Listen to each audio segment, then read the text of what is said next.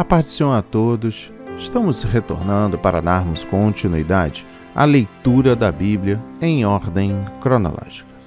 E hoje, no 255º dia, lendo esta linda história que Deus escreveu para nós, iniciamos a leitura no livro do profeta Daniel.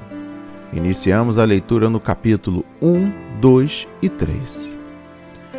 A inspiração do dia. O contexto histórico de Daniel.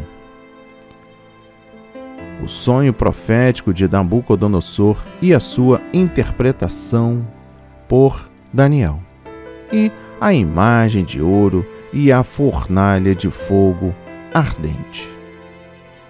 No capítulo 1 destaco o versículo 4, que tiveram habilidade para viver no palácio do rei. Quando Deus permitiu a Nabucodonosor a vitória sobre Jeoaquim em 605 a.C., o monarca babilônico levou alguns dos vasos do templo e também alguns escolhidos dentre os príncipes e nobres.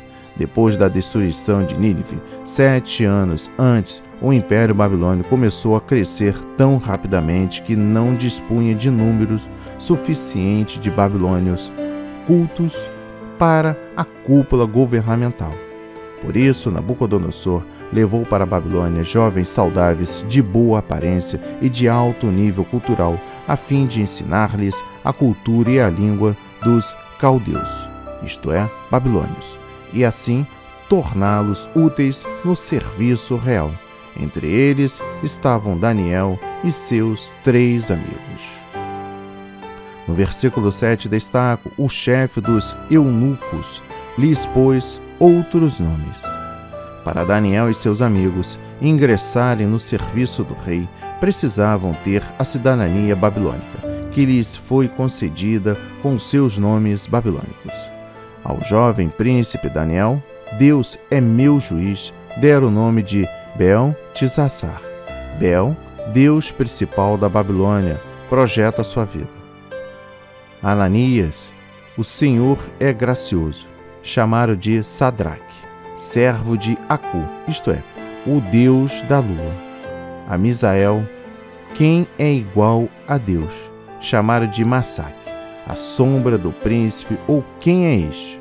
E Azarias, o Senhor ajuda, chamaram de Abenego, servo nego, isto é, o Deus da sabedoria, ou estrela da manhã. Agora, como cidadãos de Babilônia, passaram a desempenhar funções oficiais. Apesar de receberem nomes pagãos, esses judeus resolveram permanecer fiéis ao único Deus verdadeiro. No versículo 8 destaco: Daniel assentou no seu coração não se contaminar. O ambiente moral de Babilônia era totalmente pagão. Bem, sabemos que o ensino que transmitiam a Daniel e aos seus amigos em Babilônia geralmente contradizia os retos ensinos da lei de Deus. O mesmo alimento e vinho servidos ao rei Nabucodonosor também eram servidos a ele. Alimento e vinho que, por certo, eram antes dedicados a ídolos. Comer tal alimento era para eles desobediência à lei de Deus. Beber tal vinho significava entorpecer suas mentes. Primeiro, Daniel resolveu desde o início não se contaminar. Não abria mão de suas convicções, mesmo se tivesse que pagar com a própria vida por isso.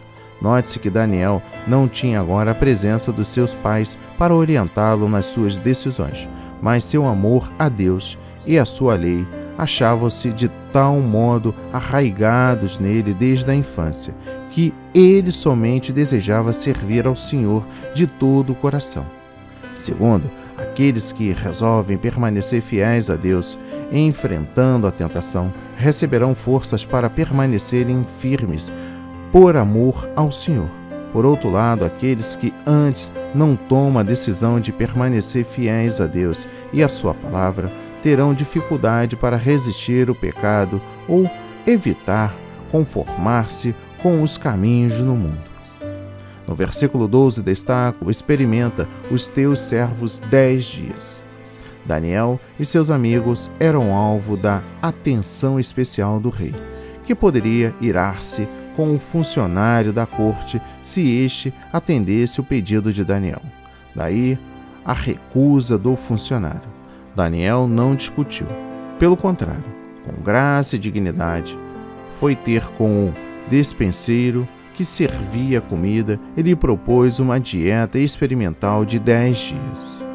No versículo 17 destaca: Deus deu conhecimento e a inteligência em todas as letras e sabedoria. Visto que os 4 jovens eram dedicados a Deus, o Senhor empenhou-se em assisti-los.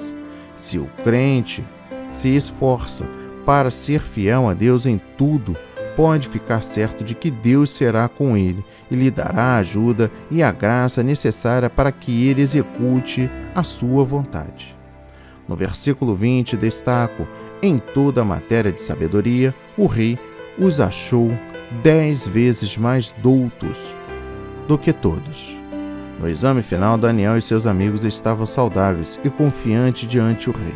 Permaneceram fiéis ao Senhor e, por sua demonstração de sabedoria e conhecimento, testemunharam do poder do Deus de Israel. No versículo 21 destaco: até o 1º ano do rei Ciro. Esta data, 539 a.C., dar-se-ia 66 anos depois da deportação de Daniel para a Babilônia. Isto é, Daniel ainda vivia quando os primeiros exilados voltaram a Judá, em 538 a.C., após o cativeiro babilônico, posto que ele estava vivo em 537 a.C.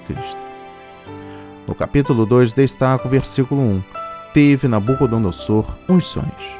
O rei ficou grandemente perturbado quando aos seus sonhos e julgou por certo que os deuses queriam comunicar-lhe alguma coisa. Portanto, convocou os adivinhos para lhe revelarem o sonho e o respectivo significado. No versículo 4 destaco em siríaco. Até o versículo anterior, o livro de Daniel está escrito em hebraico. A partir do capítulo 2, versículo 4, muda para siríaco, isto é, aramaico, que era o idioma das transações comerciais e da diplomacia naquele tempo. O uso do aramaico em Daniel vai até o final do capítulo 7. Os capítulos 8 a 12 retornam em hebraico. No versículo 5 destaco: o que foi-me tem escapado. O rei compreendeu a importância do seu sonho e decidiu submeter-se a um teste, os sábios de Babilônia. Se pudesse contar-lhe o sonho, do qual provavelmente lembrava-se muito bem, saberia que eles lhe dariam a interpretação correta. Se não conseguisse contar-lhe o sonho juntamente com a sua interpretação, o rei destruiria a todos eles. No versículo 16 destaca: Daniel pediu ao rei que lhe desse tempo. Daniel e seus 3 amigos, sendo recém-formados, não foram chamados perante o rei juntamente com os outros sábios, mas o decreto da matança também os incluía. Daniel foi ter com o rei e pediu tempo para interpretar o sonho, tempo para orar e para receber auxílio divino. Daí os 4 jovens buscaram ao Senhor essa intensa oração e aguardaram a sua revelação. Nos versículos 19 a 23 destaca: Daniel louvou o Deus do céu. O primeiro pensamento de Daniel após o Senhor revelar-lhe o sonho e a sua interpretação foi louvar ao Senhor por sua bondade e poder. Expressões espontâneas de louvor a Deus são típicas daqueles que verdadeiramente o amam e o servem. Dos versículos 28 a 30, há um Deus nos céus, o qual revela os segredos. Daniel não reivindicou nenhum mérito pessoal por revelar ao rei o sonho e a sua interpretação. Devemos tomar cuidado para nunca aceitar mérito e louvor por aquilo que Deus faz através de nós, porque Daniel foi humilde, franco e honesto no tocante a Deus. Nabucodonosor pôde demonstrar a apropriada atitude em reconhecer o Deus de Daniel. Nos versículos 37 e 38 destaco: Tu és a cabeça de ouro. Nabucodonosor era a cabeça de ouro, que representava o Império Neobabilônico, 605 a 539 a.C., depois da sua morte. O Império começou de imediato a desintegrar-se. No versículo 39 destaco: reino inferior ao teu. O reino babilônico seria seguido por um reino inferior, representado pelo peito e braços de prata. Este reino seria o Império Medo-Persa, fundado por Ciro, 539 a.C. Um terceiro reino, simbolizado pelo ventre e coxas de cobre, representava o Império Grego, fundado por Alexandre Magno, 330 a.C. No versículo 40 destaco: o quarto reino será forte como ferro.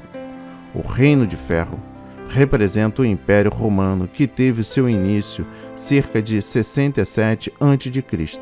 e dominou o mundo numa amplitude que nenhum império dantes o fizera.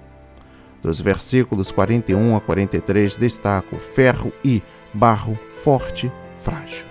Os pés de ferro e barro provavelmente representam os estados nacionalistas que vieram a existir na área do Império Romano a partir da sua queda. Alguns deles têm sido fortes e de longa duração, outros são frágeis e outros fragmentam-se seguidamente. Dos versículos 44 a 45 destacam um reino que não será jamais destruído. No sonho, uma pedra cortada sem mãos, isto é, sobrenaturalmente, da montanha feriu a imagem nos pés. Não somente foram destruídos os pés, como também todo o ouro, a prata, o cobre, o ferro e o barro transformaram-se em pó, e o vento levou tudo para longe. Primeiro, quando Babilônia sucumbia ante os Medo-Persas, a maneira de ser desta última coalizão permaneceu como parte da mesma imagem. A mesma realidade aplica-se à Grécia e a Roma, e continua a mesma aplicação aos estados nacionalistas modernos. Todos são parte do mesmo sistema mundial. Daí, ainda haver atualmente a astrologia babilônica e a ética medo-persa, a arte e filosofia grega e a ideia romana de que pode obter a paz mediante o poderio militar. Diante do sonho de Nabucodonosor, a presente ordem mundial, com a sua filosofia de vida e valores, devem desaparecer completamente para que o reino de Cristo seja plenamente estabelecido aqui. Segundo, a pedra tornou-se um reino que encheu toda a terra. Este quinto reino é o reino de Deus, estabelecido por Jesus, o Messias. Ele encherá a terra inteira e se estenderá até aos novos céus e a nova terra. É certo que a presente ordem mundial não durará para sempre, mas o reino de Deus sim, durará para sempre. No capítulo 3 e último destaco o versículo 1. O rei fez uma estátua de ouro. Nabucodonosor pode ter consumado esse ato orgulhoso por saber, segundo a revelação recebida por Daniel, que ele era a cabeça de ouro da estátua que vira no seu sonho. Nabucodonosor acabara de galgar o poder e, sem dúvida, estava procurando usar a religião a fim de consolidar as muitas províncias que anexara ao seu império. Exigiu a adoração da imagem como meio de granjear a lealdade a si mesmo. Não foi ele o primeiro líder mundial a usar a religião com propósitos políticos ou de autoexaltação, e nem será o último. No versículo 2 destaco a congregação da estátua. Mediante o pedido de Daniel, os seus 3 amigos foram nomeados pelo rei para cargos de responsabilidade na administração da Babilônia. Porém, Daniel servia na corte do rei. É possível que Daniel não estivesse presente à grande reunião em que o rei ordenara aos altos funcionários do império que se prostrassem e adorassem a imagem de ouro. É possível que ele estivesse viajando pelas províncias, naquela ocasião, a serviço do rei, ou que suas responsabilidades não tivessem afinidade com as mencionadas neste versículo. No versículo 12 destaco: a teus deuses não servem. A Bíblia ensina que o crente deve obedecer, honrar e orar em favor dos governantes. Porém, nosso primeiro dever é orar com Deus. Quando obedecemos ao primeiro e maior mandamento, amar ao único Deus verdadeiro de todo o teu coração e de toda a tua alma e de todo o teu poder e de todo o teu pensamento, não podemos adorar, nem honrar qualquer falso Deus ou qualquer imagem que represente um Deus. Dos versículos 17 e 18 destaca: o nosso Deus é que nos pode livrar e, senão, nem as insinuações enciumadas dos caldeus, nem as terríveis ameaças do rei Nabucodonosor amedrontaram os 3 jovens a transigirem quanto às suas convicções pessoais. Muito pelo contrário, deram testemunho destemido e decidido da sua lealdade ao único Deus verdadeiro. A sua esperança e fé estavam firmadas naquele que é o nosso refúgio e fortaleza. Tinham a fé que não somente confiava em Deus, mas que também o obedecesse, sejam quais forem as consequências.